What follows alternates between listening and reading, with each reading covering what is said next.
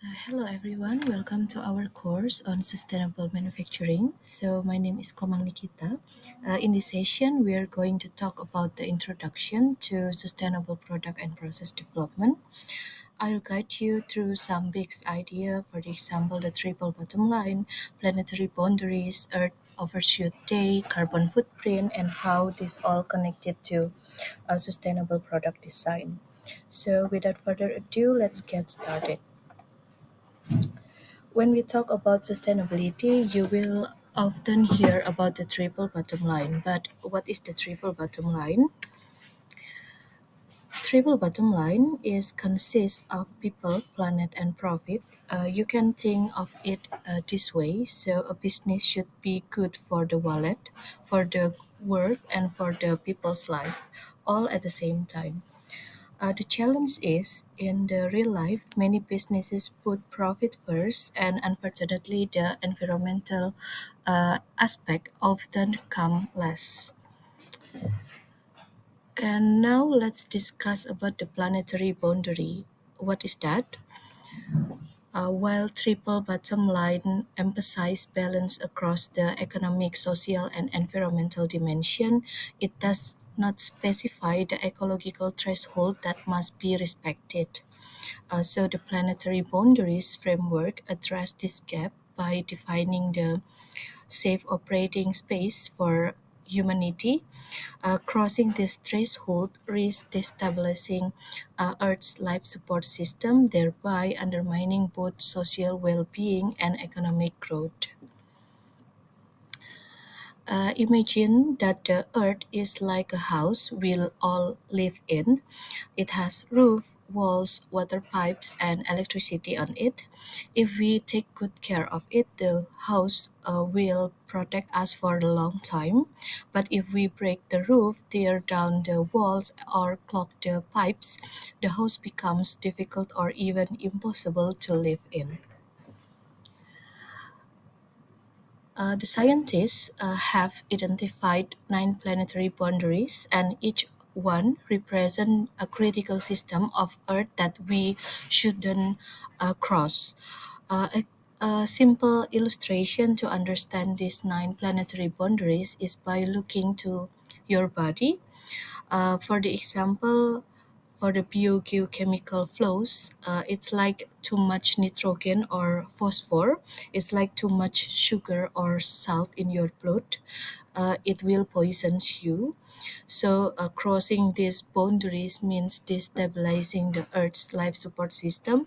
Once we damage these systems beyond repair, we cannot live safely and comfortably on this planet. So, what happens when we push these boundaries too far?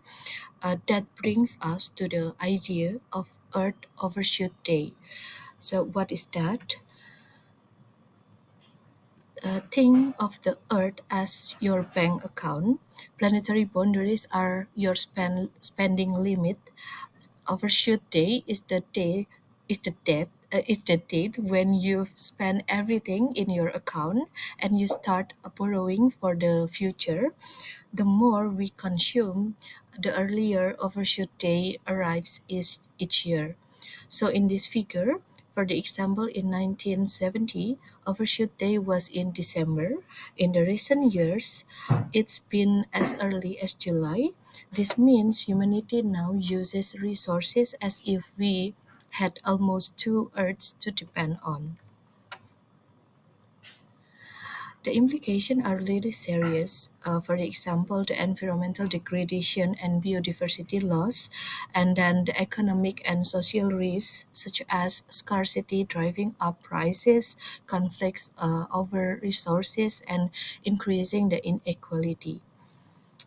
And also, the important is unsustainable systems, showing that our current way of living overshoots the planet's capacity. Next, we will talk about carbon footprint. So, overshoot day shows us the moment when humanity as a whole has used up the planet's yearly budget of resources, but this global picture is built from the sum of our daily actions, and that's where the ideas of a carbon footprint comes in. Our carbon footprints measures the impact of those actions like food we eat, energy that we use, or even the video that we stream online, like you all do now. When combined, all of these footprints are what push overshoots day earlier every year. So this is the total amount of greenhouse gases, mainly carbon dioxide, that a company, a person, or a product releases into the atmosphere. So many people think carbon footprint is just about the transportation, but actually everyday things matter a lot too. For example, if you eat steak, especially imported beef, has a huge food carbon footprint, sometimes up to 60 kilogram carbon dioxide equivalent per serving. So our daily choices from food to entertainment really add up to a significant impact on the climate. We've seen how our everyday choices add up to a carbon footprint that warms the planet. But instead of only measuring our impact after the damage is done, we need to think differently. What if we could design products and systems in a way that prevents waste and emission in the first place? That's where the shift in environmental ethics come in. So we're moving from managing waste at the end to preventing it right from the design stages. In the past, industries focused on managing waste after it was created. For the example, they would produce a product, then think about how to dispose of it. But today, the focus has shifted. Now we aim to prevent waste entirely. That means the design stage of a product becomes extremely important because decision made during the design can determine up to 80% of its environmental impact. So, for the example, if we want to design a smartphone that is easy to repair and upgrade, fewer fewer phones will end up as a electronic waste. And for the another example, if we use recyclable material from the beginning, the product can be have much lower impact at the end of its life.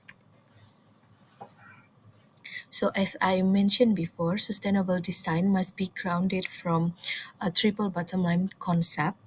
Sustainable design makes decisions that are good for planet, good for people, and good for the economy, all at the same time.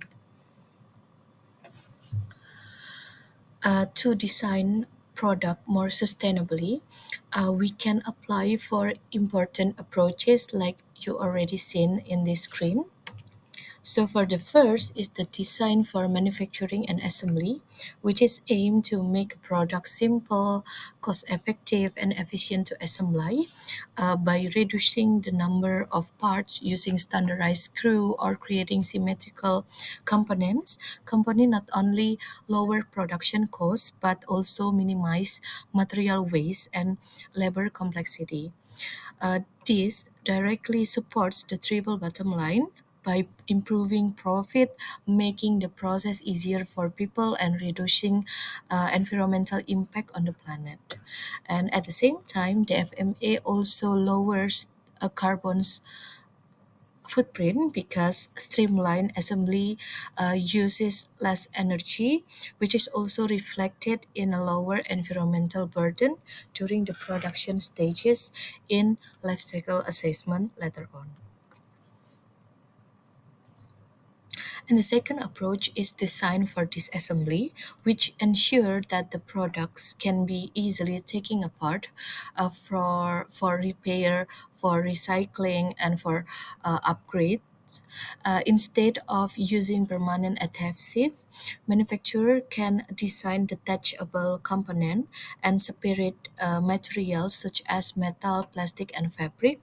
So this design philosophy directly reduce the pressure on resources, helping delay our overshoot day and extending product life, thereby lowering overall carbon emissions. It also represents the modern shift in environmental ethics by preventing waste at the design stage rather than dealing with it at the end of its life. And next, we have a design for logistic, which is focuses on optimizing transportation and storage. IKEA flat pack furniture is a classic example. It is compact, lightweight, and easy to transport, which reduce the shipping costs and emissions. This approach aligns with the triple bottom line as it lowers costs for the businesses, make affordable product available to people, and decreases environmental pollution. And it is also reduce the carbon footprint of the transportation, a significant contributor to emissions, and helps delay overshoot day by lowering energy consumption in the logistics. And last but not least is a design for sustainable supply chain management, ensures that sustainability across the entire value chain from sourcing raw materials to end of life disposal. This could mean using recycled or certified materials, partnering with suppliers who rely on renewable energy, or designing products for longer lifespan with replaceable components.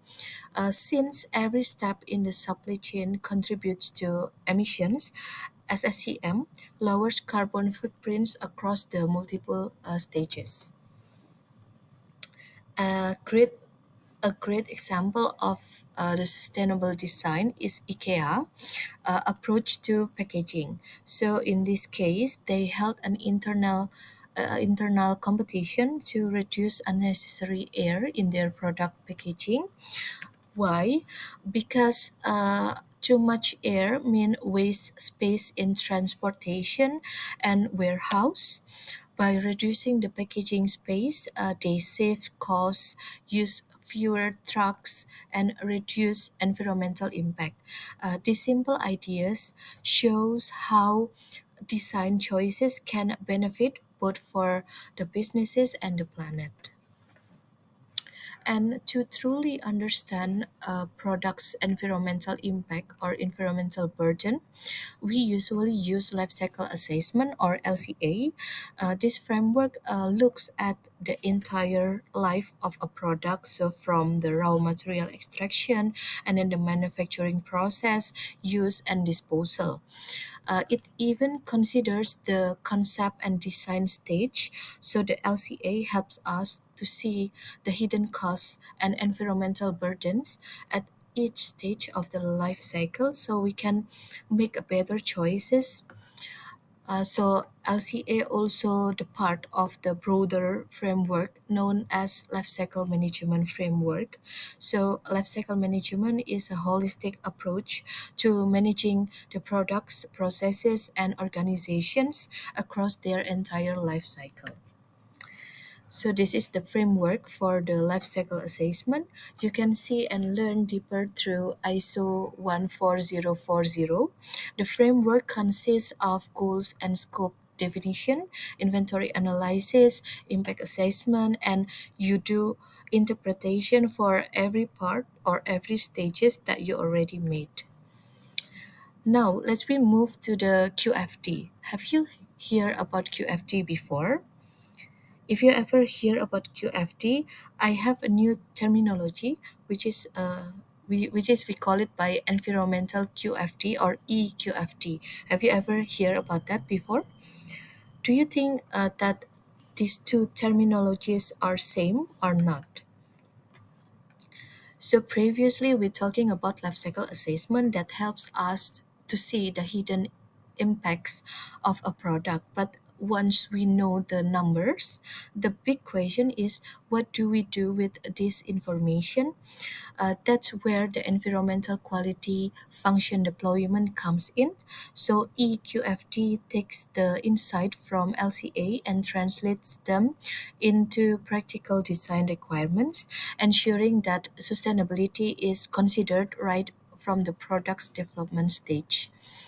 For the example, if a company design a water bottle using QFD, the focus will be on the bottle's shape, size, and convenience for the customers. But if the company uses EQFD, the design process will still include those factors while also ensuring that the bottle is made from, for the example, recyclable materials, and then requires less energy to produce and leaves a smaller carbon footprint at the end.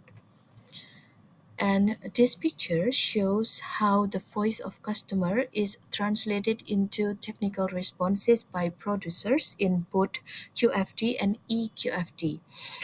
In traditional or QFD, customers express their functional needs such as performance or usability, and emotional needs such as design, comfort, or aesthetic aspect.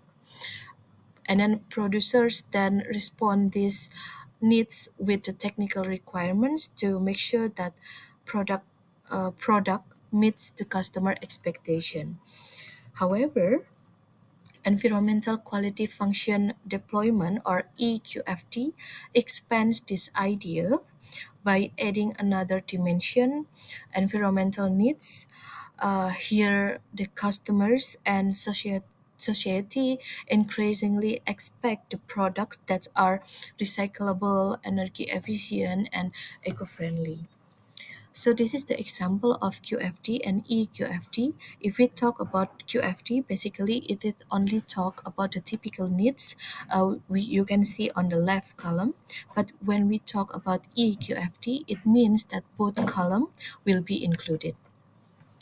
And same with the technical response. If we only talk about QFD, it only in the left column. Uh, and but if we talk about EQFD, it will consist of these two columns. Since we've reached the end of today's session, I'd like to wrap up things up with a little interactive activity for you. So I have a game that you can try on your own. Simply access it through this link or by scanning the QR code on the screen. Basically, the game will give you an idea of your personal carbon footprint based on your current lifestyle choices. Once you've been completed, please save your result as a PDF file. Don't forget to add a short explanation or reflection about what you learned from your results. This will help you connect today's concept with your daily habit in a fun and practical way. So, thank you for listening and see you again in the next occasion.